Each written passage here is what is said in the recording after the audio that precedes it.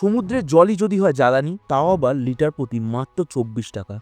হ্যাঁ, চীন যা করলো তা দেখে সৌদি, ইউএই, আমেরিকাও অবাক। চীনের শানডং প্রদেশে তৈরি হচ্ছে এক অবিশ্বাস্য ফ্যাসিলিটি, যেখানে সমুদ্রের লবণাক্ত জলকে একসাথে পানীয় জল এবং সবুজ জ্বালানিতে রূপান্তরিত করা হচ্ছে। আর খরচ মাত্র 24 প্রতি ঘনমিটার। এটাই এখন বিশ্বের সবচেয়ে সস্তা টেকনোলজি। এই প্রকল্পে ব্যবহৃত হচ্ছে মেমব্রেন ডেসালিনেশন এবং গ্রিন হাইড্রোজেন ফিউশন টেকনোলজি। অর্থাৎ প্রথমে সমুদ্রের জলকে পরিশোধিত করে পানযোগ্য করা হয়, তারপর সেই জল থেকেই তৈরি হয় হাইড্রোজেন অক্সিজেন মিশ্রিত ক্লিন ফুয়েল। চীনের বিজ্ঞানীরা বলছেন এই টেকনোলজি বড় স্কেলে চালু হলে গ্যাস, ডিজেল, পেট্রোলের ওপর নির্ভরতা কমে যাবে। বিশেষজ্ঞদের মতে যদি এই প্রযুক্তি রপ্তানি শুরু হয় তাহলে এশিয়ার এনার্জি মার্কেটে বড় ঝড় আসতে পারে। শেষে একটাই প্রশ্ন, সমুদ্র কি হতে চলেছে ভবিষ্যতের পেট্রোল পাম্প?